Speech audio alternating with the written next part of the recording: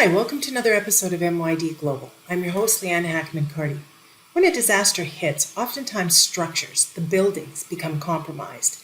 That's when the skills of architects and engineers can be particularly important.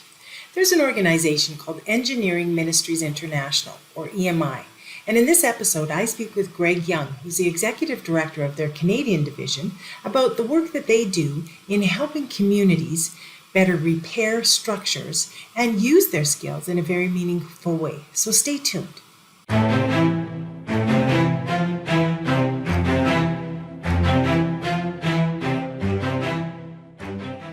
Hi, Greg. How are you doing today? I'm good, thank you. How are you?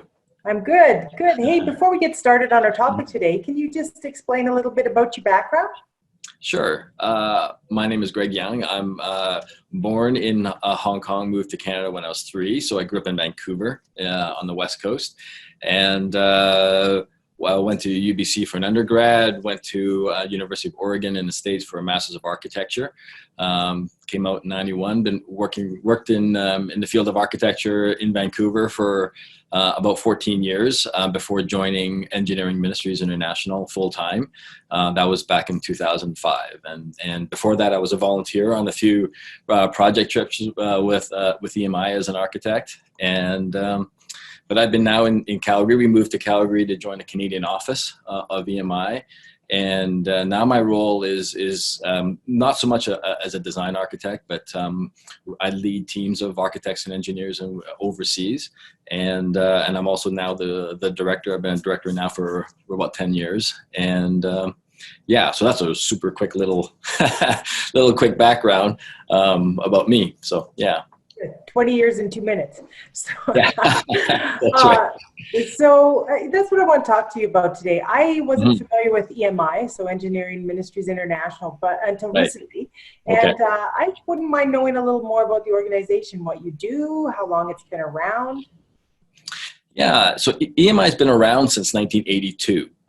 It was founded by an engineer out of the United States who had gone on a short-term mission trip with his teens. He was a leader in church and had gone on a short-term mission to the South Pacific. And what they discovered there was the timing of it happened to coincide shortly after there was a tsunami in the area, not as big as the one a couple of decades ago, but a pretty good sized one. And it turned out that they went there to help out the locals. And then at the end of the trip, he was invited to come back because he himself was a civil engineer. That was his background. And they said, you can come back, and there's a lot of ministries who need you to come here to help provide that kind of service which they can't access, and to help to rebuild in a way that helps the ministries to be sustainable, to be able to do construction work that is actually something that people in the ministry don't really think about when they're doing capital campaigns. How to build a school and how to make it effective and how to do planning so that as the ministry grows from phase to phase and year to year, that they can expand and do all that, and the facilities will work for them. So in short, Mike came back from his trip. About a year later, started EMI, and for the last almost 30, 40 years, we've now, what we do is we mobilize teams of volunteer architects and engineers, and we go to serve ministries that are all over the world, mostly really in places where ministries are not able to access professional design services. And that could be for a number of different reasons, whether it's economic or they're just simply not professionals nearby. They can't afford, the kind of level of services that they need. And in today's world, there's a lot of politics and all sorts of, different countries where that maybe are not as easy for ministries to access that kind of service. So for a number of different reasons, and also in disaster type situations where we can get in and have partners that we've developed, partnerships that we've developed over the years. We're able to go in and bring in that kind of service very quickly. So say in the case of Puerto Rico, so I was there a few months ago. So you've got houses that are damaged, you've got infrastructure that's damaged, schools, and then they were hit with the earthquake to compound the problem. Is that the type of scenario where you would get volunteers and you would go into support, or how would that work? Yeah, so we have. There's a number of different ways that we work. We would, for instance, in a place like Puerto Rico, or I've been to Haiti a number of times before the quake, immediately after the quake, and since the quake. I just came back from Haiti about 3 weeks ago. What we do is when even in regular kinds of times when ministries need a church or school, hospitals, that kind of stuff, that we will go in and provide design services for them to build what the facilities that they need, buildings and infrastructure, and do the design of that. In a disaster situation, what happens is that the scope changes to be one where we're doing a lot more assessments. So, for instance, in Puerto Rico, and which we've done, and in Haiti after the quake, in Asia after the hurricane Hainan went through there, what we're doing a lot of is assessing buildings that are damaged, that haven't actually fallen down, and a lot of people are now very, very nervous whether they can go back in and use the building, whether it's simply a matter of patching up a few cracks and it's actually okay, or do those cracks tell you that you really should bring the building down and start all over again? And so what we do in those situations, I guess what I can say is that what we do in every situation is we're always really working in partnerships with groups that are on the ground. And that's really, really critical for us. We're not about, it's not like we know everything about every place, and so we can just sort of parachute in and do that kind of, hit it as if we know everything and then we leave. The reality is that we rely really heavily in terms of local knowledge and to be able to do things that are appropriate for the situation on partners that we have. And so groups like Food for the Hungry or Samaritan's Purse and others, World Vision, have often been in these places for many years and with local contacts. And those are the people who then have been there before, will continue to be there after we're gone, but we come alongside these folks, and then we will then do those kinds of assessments. They can then, groups like Samaritan's Purse are very good at being able to raise the kind of money it takes to then do the rebuilding and all those kind of things. And really, we're coming in as specialists to come alongside for a season, for a period of time, to provide our services, and then we'll do follow-up years later. But at the same time, that's kind of our specialty. And it's a great specialty to apply, because when you think of so many of these situations, you're right. I mean, a school, to an untrained eye, you might think, okay, well, let's just get back to normal. Right. But if it is a dangerous situation in which, you don't want to put people in harm's way, having someone with a trained eye, a professional, whether it's an architect or an engineer that understands structure and compromise structures, I mean, that's a really valuable skill. Yeah, and it goes, and sometimes it's things that are quite visible, like a building, whether it's damaged or not. But a lot of times, we worked with Food for the Hungry in Pakistan after the floods, and even before the waters had kind of completely receded, we realized that one of the major damages to infrastructure is contamination of wells, for instance, and those are the kind of things that we can go in and do assessments and be able to tell the people, one way or another, whether their infrastructure is still viable or not, and how to then get back on their feet.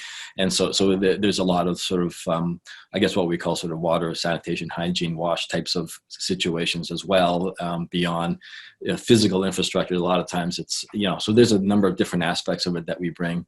And over the years, and what's been nice with EMI that I think kind of sets us apart from a lot of other groups is that, over the years, we've now amassed a volunteer base of thousands of volunteers from all around the world.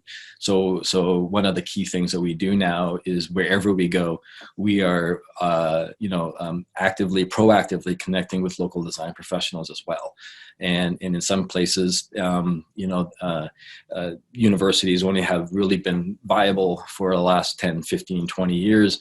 And so, but we continue to sort of work with and disciple other design professionals, bring them alongside what we do, So that's another sort of aspect of what we're doing. So it's not just about a bunch of Westerners or what North Americans, again, saying that, feeling that we know what we're doing and we just sort of parachute in. But again, we're not only they're working with local ministries, but we're working alongside the local design professionals as well.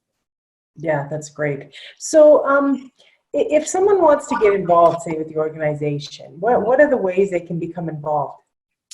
The easiest way is to come onto our website, emyworld.org, and through one portal, you will now access we have 11 offices around the world and a number of different ministries, and this one portal gives you the window into all of us. And so through that, you can come into where, if you're a Canadian, find where the link where it says EMI Canada, the Canadian location, and the best thing to do is just to simply sign up. Is to put your name in our database, tell us very specifically what your specialties are.